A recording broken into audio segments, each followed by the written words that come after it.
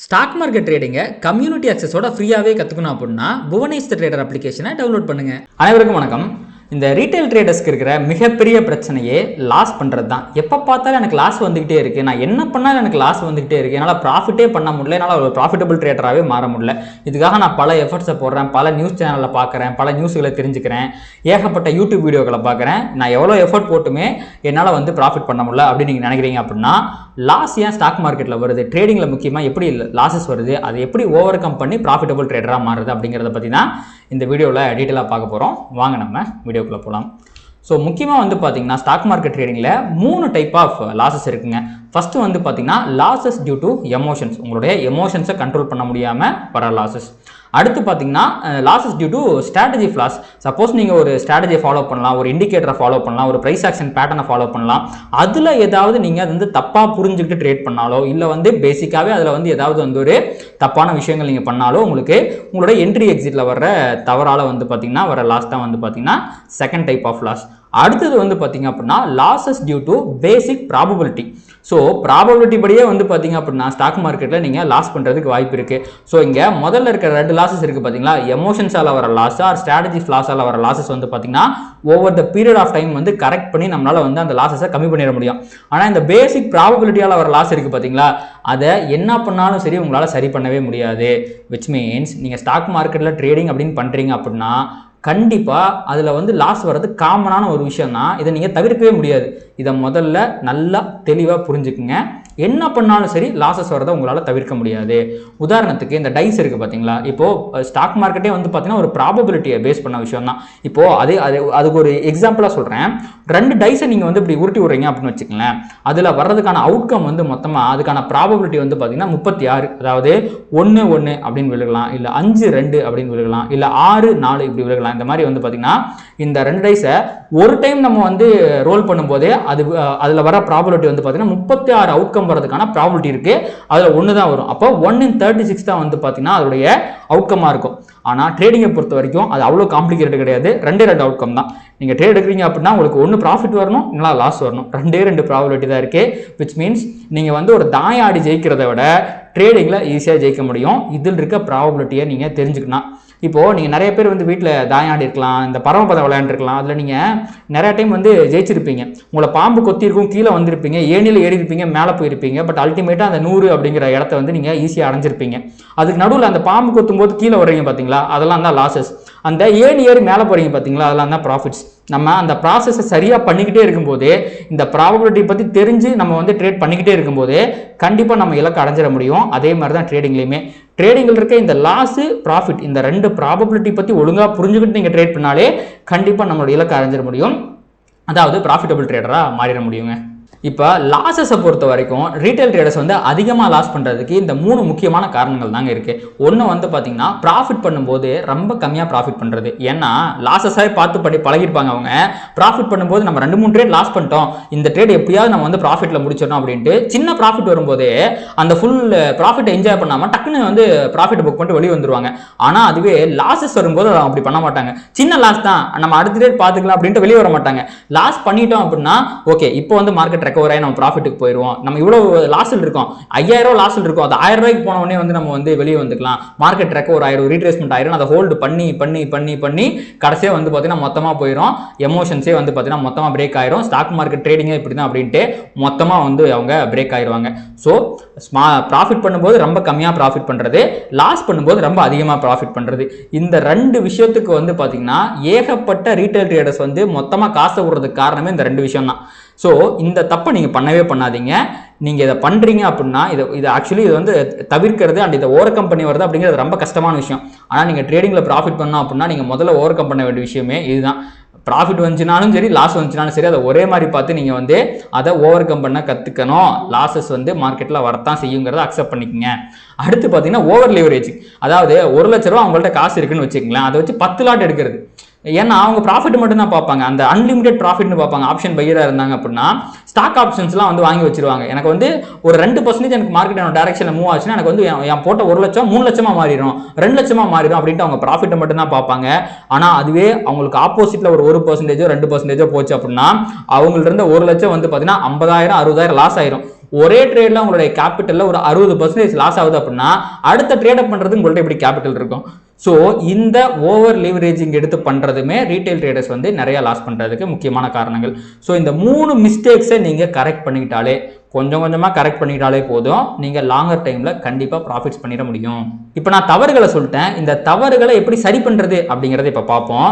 So நீங்கள் stock மார்க்கெட்டில் profit பண்ணணும் அப்படின்னா ரிஸ்க் ரிவார்டுக்கும் வின்னிங் ப்ராபபிலிட்டி இருக்கிற ரிலேஷன்ஷிப்பை முதல்ல வந்து புரிஞ்சுக்கணுங்க. நான் ஃபஸ்ட்டு என்ன சொன்னேன், லாஸஸாக மார்க்கெட்டில் தவிர்க்கவே முடியாது அப்படிங்கிறத சொல்லிட்டேன். அப்போது லாஸஸ் நம்மளுக்கு வந்து தான் தீரும். அப்போது இங்கே இந்த தவறு பண்ண பார்த்தீங்களா, ப்ராஃபிட் பண்ணும்போது சின்ன ப்ராஃபிட் பண்ணுறது, லாஸ் பண்ணும்போது அதிகமாக லாஸ் பண்ணுறது, இதை நம்ம பண்ணக்கூடாது. அதுக்கு பதிலாக ரிஸ்க் ரிவார்டு, இந்த ரிஸ்க் ரிவார்டில் இவ்வளோ வின்னிங் அக்யூரசி இருந்துச்சுன்னா போதும், என்னால் ப்ராஃபிட் பண்ணிட முடியும் அப்படிங்கிற கணக்கு உங்களுக்கு தெரியணும்.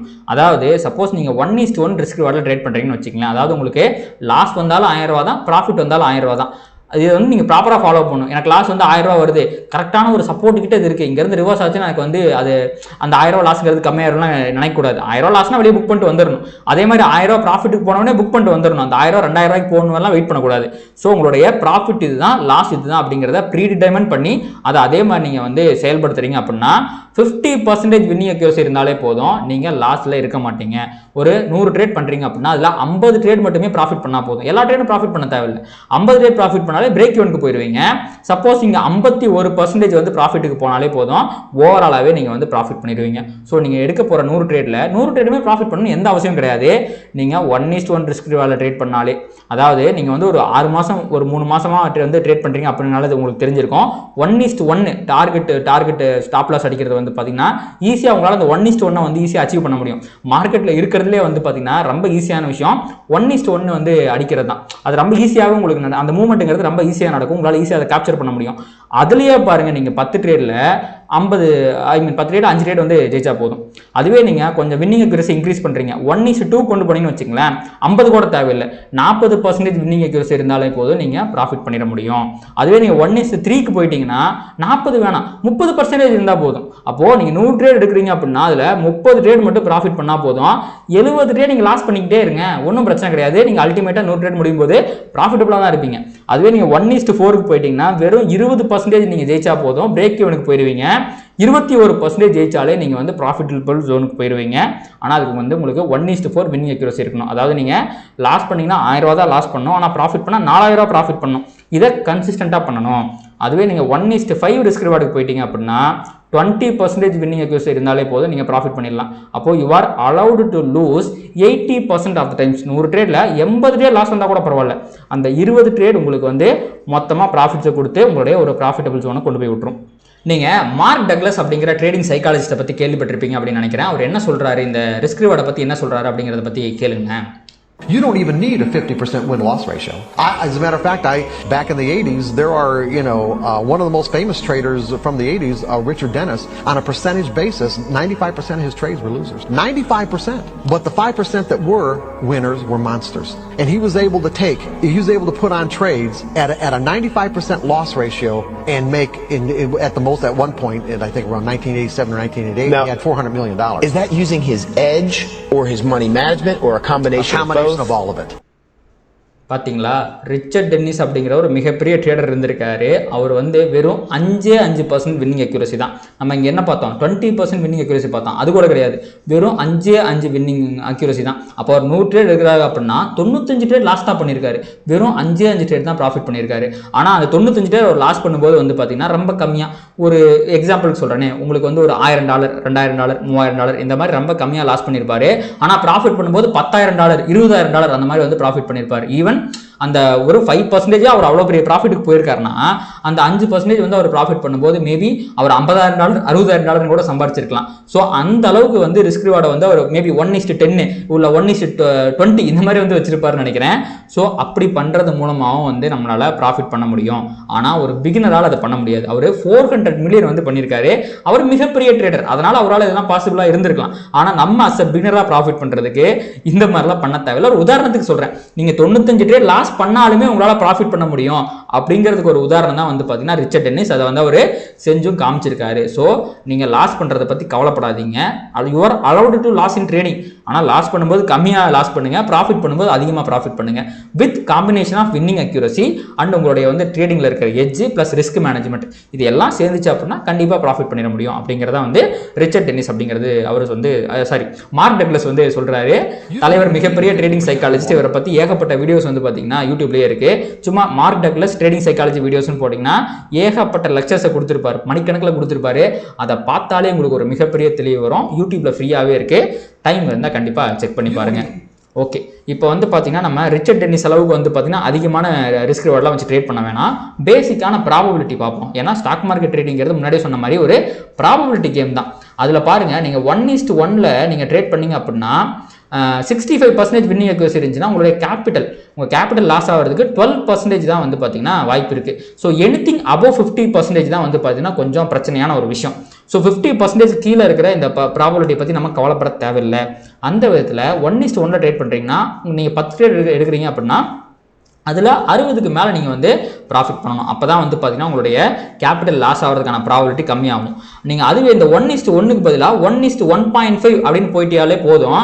நீங்கள் 50% வந்து ப்ராஃபிட் பண்ணாலே போதும். அதாவது 10 ட்ரேடில் 5 ட்ரேட் ப்ராஃபிட் பண்ணாலே போதும். உங்களுக்கு வந்து வெறும் 4% தான் இருக்குது. இந்த ப்ளூ லைனில் இருக்குது பார்த்தீங்களா, இதெல்லாம் வந்து பார்த்தீங்கன்னா சூப்பரான ஒரு ஜோன். நீங்கள் லாஸ் பண்ணுறதுக்கு வாய்ப்பே இல்லை அப்படிங்கிற மாதிரி ஒரு ஜோன். அதுவே நீங்கள் 1:2க்கு போயிட்டீங்கன்னா 40% வந்து நீங்கள் ஜெயிச்சா போதும். 10 ட்ரேடில் நீங்கள் வந்து 4 ட்ரேட் ஜெயிச்சா போதும். 6 ட்ரேட் நீங்கள் வந்து யுவர் அலவுட் டு லூஸ்.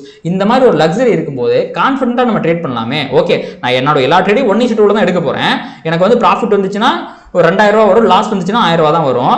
ஒரே செட்டப் தான் நான் ட்ரேட் பண்ண போகிறேன். இப்படி ஒரு மைண்ட் செட்டில் நீங்கள் ட்ரேட் பண்ணீங்க அப்படின்னு வச்சுக்கங்களேன், 10 ட்ரேடில் 4 ட்ரேட் ப்ராஃபிட் பண்ணால் போதும், 6 ட்ரேட் லாஸ் பரவாயில்ல, எனக்கு அடுத்த ட்ரேட் ப்ராஃபிட் வந்துடும் அப்படிங்கிற ஒரு கான்ஃபிடன்ஸ் இருந்துச்சுன்னா போதும். நீங்கள் லாஸ் பண்ணுறது வந்து கம்மியாயிரும். இந்த கான்ஃபிடன்ஸை பில்ட் பண்ணுறது அப்படிங்கிறது ரொம்ப முக்கியங்க. அப்போது இதில் ஸ்வீட் ஸ்பாட் அப்படிங்கிறது வந்து பார்த்தீங்கன்னா இந்த 50 to 60% வின்னிங் அக்யூரசி. இதை யாராக இருந்தாலும் சரிங்க, இந்த வீடியோ பார்க்குற யாராக இருந்தாலும் சரி, கண்டிப்பாக உங்களால் அதை ரொம்ப சிம்பிளாக வந்து கொண்டு வந்துட முடியும். 70% 80% வின்னிங் அக்யூரசி கொண்டு வரதான் கஷ்டம். ஆனால் 50லேருந்து 60%, 60 வேணாமே 50% வின்னிங் அக்யூரசி கொண்டு வரது ஈஸி. அதாவது நீங்கள் 10 ட்ரேட் எடுக்கிறீங்கன்னா அதில் 5 ட்ரேட் மட்டும் வின் பண்ணால் போதும், 5 ட்ரேட் லாஸ் பண்ணிக்கலாம்.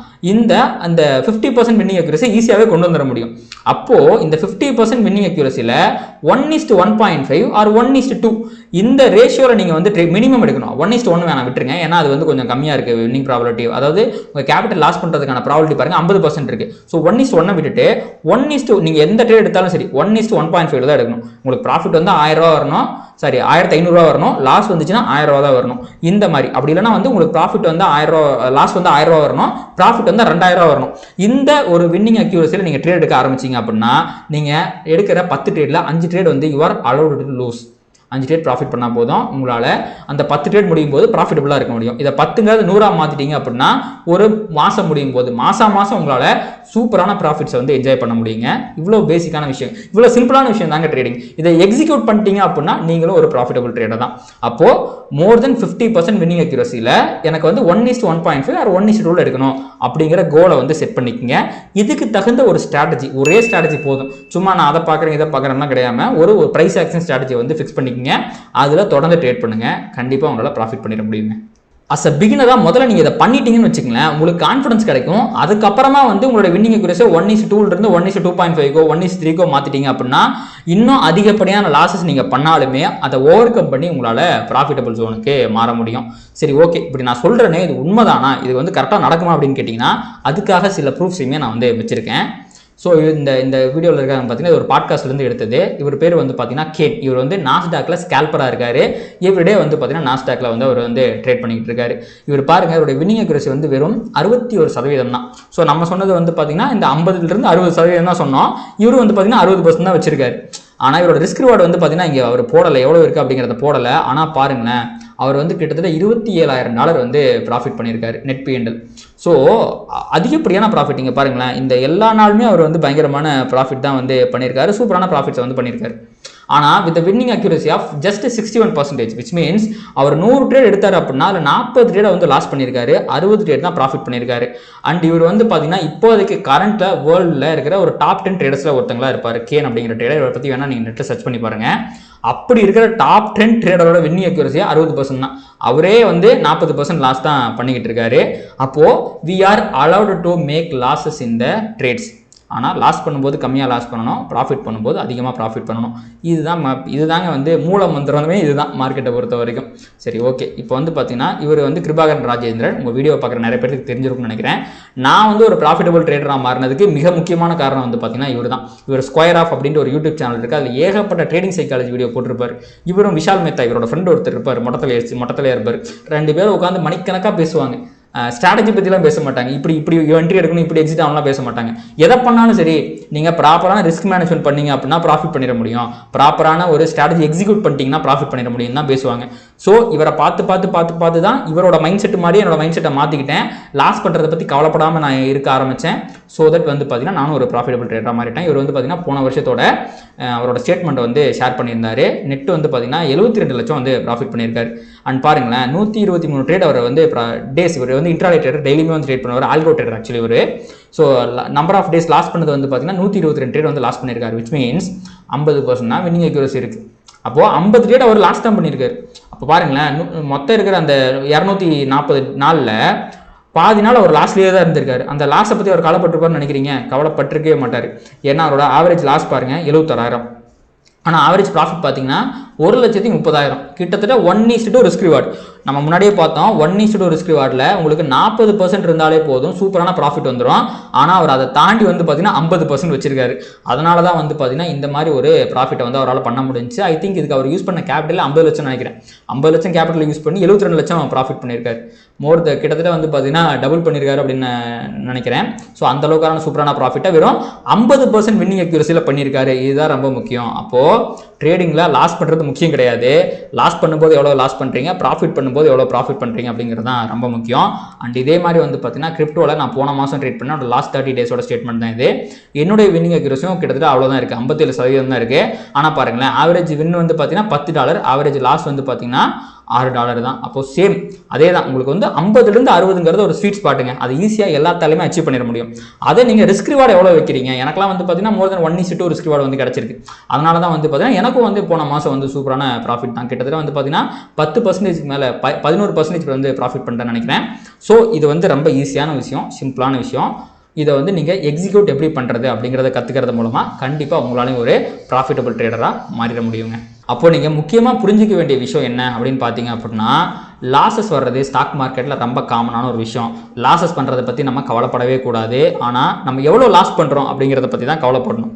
ஸோ அடுத்து பார்த்தீங்கன்னா winning accuracy and risk reward, இது ரெண்டுமே வந்து பார்த்தீங்கன்னா நம்மளுடைய ஓவரால் ப்ராஃபிட்டபிலிட்டியை வந்து தீர்மானிக்கிறதுல ரொம்ப முக்கியமான ஒரு பங்கு வகிக்குது. அப்போது இதுக்கு மட்டும் நம்ம அதிகமான முக்கியத்துவம் கொடுத்தா போதும்.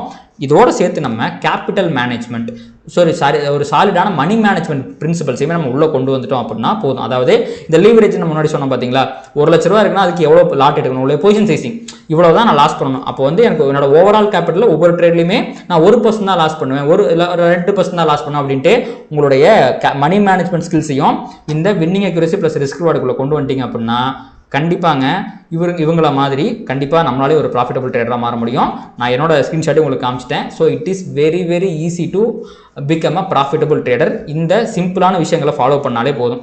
என்னென்னா ப்ராஃபிட் பண்ணும்போது அதிகமாக ப்ராஃபிட் பண்ணணும், லாஸ் பண்ணும்போது கம்மியாக லாஸ் பண்ணணும். அண்ட் லாஸை முதல்ல அக்செப்ட் பண்ண பழகிக்கணும். ஏன்னா நான் லாஸே பண்ணக்கூடாது, எல்லா ட்ரேடும் ப்ராஃபிட் தான் பண்ணணும் அப்படின்னு நீங்கள் நிறைய பேர் நினச்சிட்டு இருக்கலாம். அப்படிலாம் கிடையாது. நீங்கள் லாஸ் பண்ணாலும் சரி ப்ராஃபிட் பண்ண முடியும். அது கூட மணி மேனேஜ்மெண்ட்டையும் நீங்கள் வந்து உள்ளே கொண்டு வந்துடணும். இந்த 3 விஷயத்தை அலைன் பண்ணிட்டீங்க அப்படின்னா, அதை சரியாக எக்ஸிக்யூட் பண்ண ஆரம்பிச்சிட்டிங்க அப்படின்னா you are also a profitable ட்ரேடருங்க. ஸோ இதை வந்து எக்ஸிக்யூட் பண்ணுறது உங்களுக்கு கஷ்டமாக இருக்குது அப்படின்னா you can always join my mentorship programme. Smart money use பண்ணி நம்ம மார்க்கெட்டில் இன்ஸ்டிடியூஷன்ஸ் எப்படி மேனிபுலேட் பண்ணுறாங்க, அதை நம்ம எப்படி இன்ஸ்டிடியூஷன்ஸ் வழியிலே போய் அவங்களோட ட்ரெண்டே கண்டுபிடிச்சி ப்ராஃபிட் பண்ணுறது அப்படிங்கிறத பற்றி இந்த மென்டர்ஷிப் ப்ரோக்ராமில் வந்து நான் சொல்லி கொடுத்துட்ருக்கேன். இதில் நான் இப்போ சொன்ன விஷயங்களை எப்படி சரியாக எக்ஸிக்யூட் பண்ணுறது அப்படிங்கிறத உங்களுக்கு சொல்லி கொடுத்து, உங்களுக்கு அசைன்மெண்ட்ஸ் கொடுத்து, எப்படி பேக் டெஸ்ட் பண்ண வச்சு, மார்க்கெட்டில் லாஸ் பண்ணுறதை அக்செப்ட் பண்ணிக்க வச்சு, ஃபர்தராக உங்களுக்கு வந்து பார்த்தீங்கன்னா லைவ்லேயே கைடன்ஸ் கொடுக்குறேன். ஸோ உங்களுக்கு வந்து உங்களுக்கு லேர்னிங் கர்வை கம்மி பண்ணி சீக்கிரமாக ப்ராஃபிட்டபிள் ட்ரேடராக மாறணும் அப்படின்னா என்னுடைய மென்டர்ஷிப் ப்ரோக்ராமில் ஜாயின் பண்ணுறதை பற்றி கன்சிடர் பண்ணி பாருங்கள். அண்ட் கண்டிப்பாக இந்த வீடியோ உங்களுக்கு வந்து யூஸ்ஃபுல்லாக இருந்திருக்கும் அப்படின்னு நினைக்கிறேன். இந்த வீடியோ உங்களுக்கு வந்து பிடிச்சிருந்துச்சு அப்படின்னா அதை லைக் பண்ணுங்கள், கமெண்ட் பண்ணுங்கள், ட்ரேட் பண்ணுற மற்ற நபர்களுக்கும் ஷேர் பண்ணுங்கள். அது யூடியூப் அல்காரிதம் ட்ரிகர் பண்ணி நம்ம நிறைய பார்வையாளர் நம்ம சேனலுக்கு வந்து சேர்க்கும். நன்றி.